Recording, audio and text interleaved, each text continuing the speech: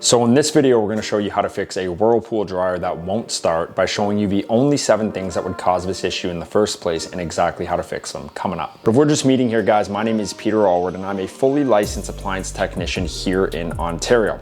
And on this channel, our goal is to make home appliance repair simple. So if that sounds like something you're interested in, then go ahead and click that subscribe button in the bottom right-hand corner of this video. After all, it's going to help you for any appliance issues you can and most likely will have in the future. But without further ado, and in no particular order, let's jump into the first point of this video. What is going on, you guys? Now that we are back here in my garage, I actually happen to have one of these dryers with me today. So the very first thing that I want to point out is that the machine I'm working on today actually says Maytag on it. That being said, Whirlpool makes Whirlpool, Maytag, Roper, Inglis, Amana, Kenmore, and many other brand names. So although the title of this video is in regard to a Whirlpool dryer, keep in mind that it actually applies to any dryer with this configuration where the control panel is on the top, the lint tray is on the right side, the door is on the front. And typically what we're looking for is that the backs of the dryers have a similar configuration, which is where the heater is on the right side, the exhaust is in the middle, and the fan cover is on the left side. You are going to need a few tools. You are going to need a 1/4-inch adapter or a drill if you want to make the repair quicker. You're going to need a putty knife or something very skinny, and you are going to need a multimeter. Now here at AG Appliance, we use the Fluke 117. It's an electrician's multimeter. They tend to be a little bit more expensive, but they are extremely easy to use, and more importantly, they are extremely reliable. So all the links for the tools or any other part needed for a repair in this video will be linked in the description below. And with that being said, I just want to touch base on the very first thing you should be checking, which is that you actually have power coming from the outlet in your wall. And what you want to do is you just want to take one of the probes and put it in one side of the dryer plug, and then take the other probe and put it in the other side. And what you should be reading is 240 volts. So with that being said, let's jump into the very first thing that you should be checking after you verify that there is voltage at the outlet. So now that we have discussed the dryer plug and verifying that there's voltage there, the next thing that we have to do is actually access the back of the dryer. So all you'll need is your 1/4-inch screwdriver, and you're gonna see a metal plate here. Now, obviously we've already got the back of this dryer off, and you will see another big plate here. Now, all you have to do is take your 1/4-inch screwdriver, and you have a bolt here, here, here, a few along the bottom, and then a few more up the side here. You'll also have one here in the general plug area.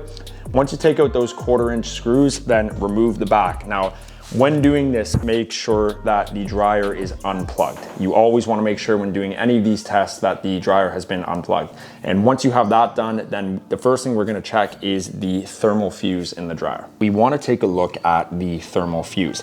Now, 9 out of every 10 times the thermal fuse is going to have 2 blue wires going to it. Now, this fuse is in line with the motor circuit. So it is a temperature sensitive fuse, and basically what happens is if the dryer reaches a certain temperature, as a safety mechanism, it trips this fuse. And if this fuse is tripped, the motor will never turn. And the number one cause of this fuse tripping is actually lint buildup in the dryer.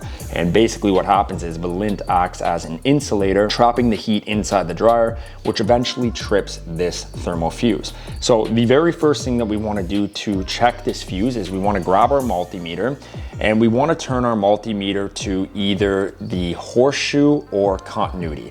So if we put it on the horseshoe here, we're checking for resistance, and we're doing the exact same thing if we turn it on continuity. Now, once you have it there, you're gonna see something that says OL. That indicates overload.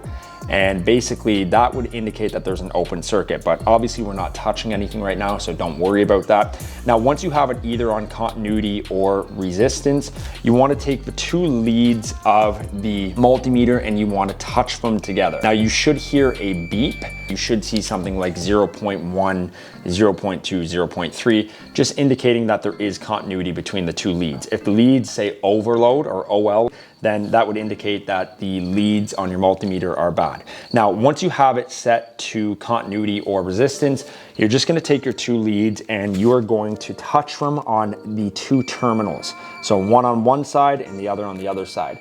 Now, you should hear a beep indicating that they are in continuity with each other. And again, if you're looking at the screen on your multimeter, you should be seeing something like 0, 0.1, 0.2, 0.3. But if you do see overload or OL, then this would mean that the fuse has to be replaced, and you can get them for cheap on Amazon, or like I said, I will have them linked down in the description below. So once we've checked the thermal fuse in the back of the dryer, the next thing we want to turn our attention to is the push to start button on the front of the dryer. So some of them will say turn, however, most of them all push.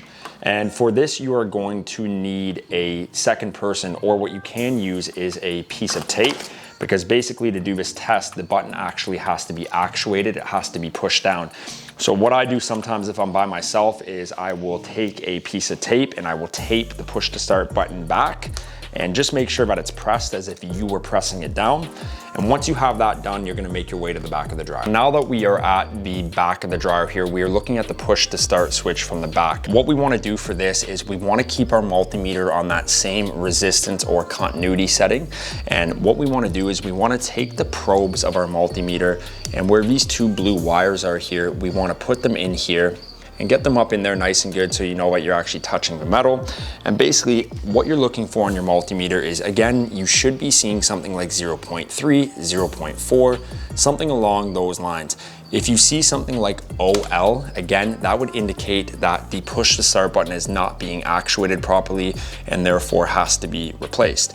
Now, one thing to make note of on these push to start buttons is some of these are configured slightly different. For the most part, they only have 2 connections. In this case, you actually have 1, 2, 3, 4, and you would actually have to reference the electrical schematic to see what 2 wire colors connect on each side of the push to start switch. But again, 9 out of every 10 times, this is pretty simple. It's just 2 wires that are connected, just like you saw down on the thermal fuse, but just make note of that when you're checking the push to start, okay? So if we've checked the push to start switch and the push to start switch checks out okay, the next thing we want to turn our attention to is the door switch on the dryer. The easiest way to check this is it's up in the right-hand corner. It's this little black tab here. And what you want to do is you just want to push it, and you should hear a little click. If you do not hear a click, or it feels very loose and it doesn't take any pressure at all, then that's a very, very good sign that the door switch has failed, Okay guys, so the 5th thing that we wanna check is a bad belt. A very, very common sign that you have a broken belt is when you push your push to start switch and you hear the motor hum. Now the reason is because the circuit, the motor itself is getting power, but because the belt is broken, it can never turn the drum. And to check the belt, it's super easy. You're just gonna take your putty knife, and again, you're gonna prop up those tabs right here.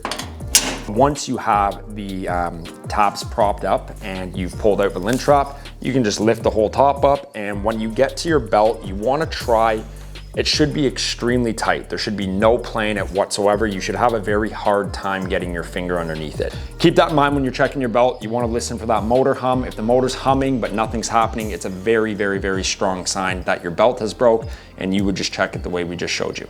So if everything's checked out okay, then chances are you are dealing with a bad timer. It's far more likely that you're dealing with a bad timer than you are a bad motor. If the timer checks out okay, then what you're really dealing with is a bad motor in itself. And a motor replacement is probably really not going to be worth it. The amount of labor that goes into replacing a motor is very intensive. Now, one of the signs that your motor is bad is you will hear it try to start, then stop. Basically what's happening is the start winding in your motor has become weak. When that motor winding is actuated, it energizes a main winding inside the motor. But if that start winding is getting energized and then losing that energy, the main winding will never become energized, and therefore the motor will never turn. Those are the 7 things, guys, that cause a dryer not to turn or a motor not to run. And I really hope that this video helped you guys out. Leave me any questions or comments in the comment section down below. If you guys have any questions that I can help you with, I'd be more than happy to do so. If this video helped you guys at all, then consider subscribing down below. We post videos like this, very detailed repair videos, every Wednesday and Sunday. And we also even post about how to grow a profitable business reselling and flipping appliances. I mean, that's actually where we get all these products from. And it's a very, very, very fun business to be in. It's also far more lucrative than what people would imagine it to be. So if any of that content interests you, then I hope you guys stay tuned with me. But until then, I just want to say thank you one more time, and I will catch you guys in the next video.